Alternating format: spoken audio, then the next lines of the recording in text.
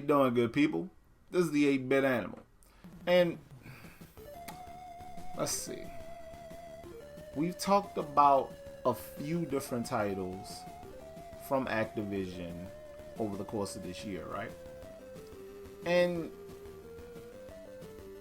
it's easy to gloss over the fact that while Activision has a spotty history on the NES, and we blame most of that on Ghostbusters, Ghostbusters 2, and Super Pitfall, they also had a lot of gems under their belt. And today's game is an example of one. This game is from 1990,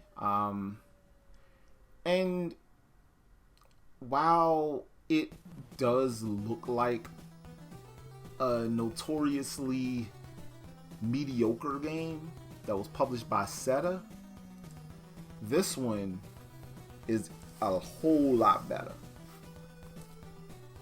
Today, we're going to take a quick look at Swordmaster. Now, Swordmaster, you play as this random knight who bears a striking resemblance to the knight in Castle of Dragon. That's the game that I immediately thought of the first time I saw Swordmaster. Cause this looks like Castle of Dragon, but it controls a lot better. It sounds a lot better. And truth be told, combat quirks aside, it's a lot more fun than Castle of Dragon.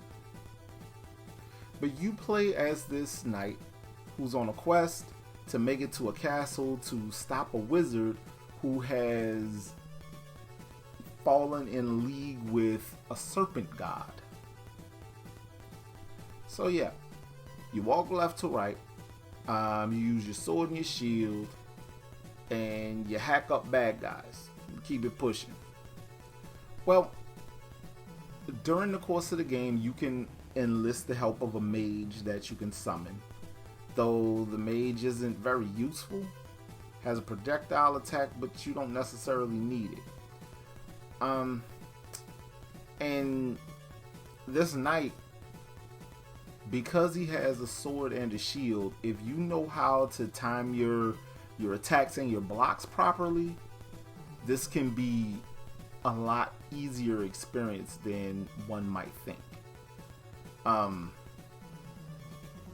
This game has been compared in years gone by to Dark Souls because the difficulty plus the controls, you can see it. You can see it. The way the combat is set up, the way you have to kind of time your attacks, and you have to kind of get good at counterattacking, which wasn't something that you did in a lot of just straight up left to right hack and slash action games on the NES. But this one, yeah, this one's pretty good. It's not a long game. You can probably beat it in about 20 to 30 minutes. Once you get good at it, you can beat it in about 15. So yeah, solid video game. Won't take you a long time to beat it. But baby, when I tell you about that resale price, your head gonna hurt. Cause I know mine did. If you decide you want a copy of Swordmaster, alright, stay with me now.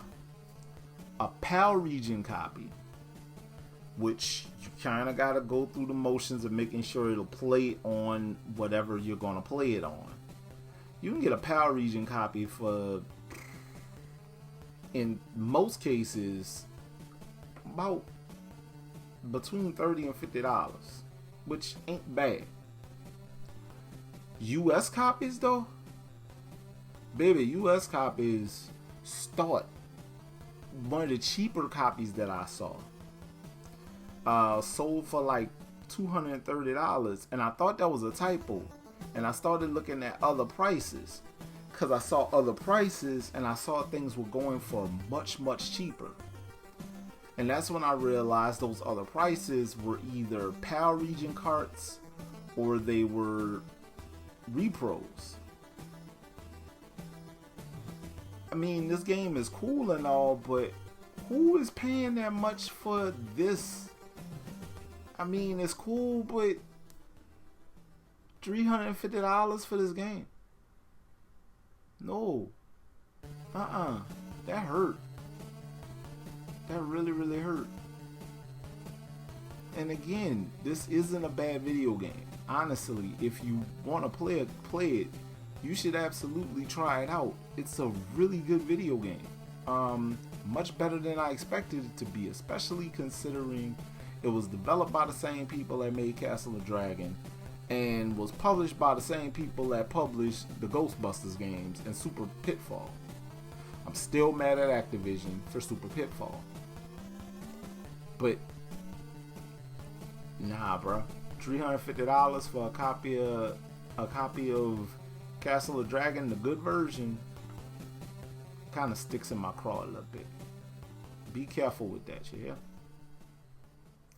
But this has been the 8-Bit Animal, and I'll catch you beautiful people tomorrow.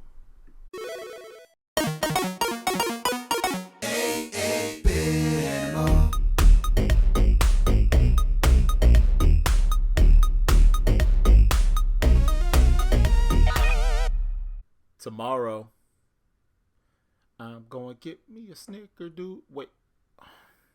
Or say Mario, your boy ate all the snickerdoodles, bruh. I feel buku played, yeah.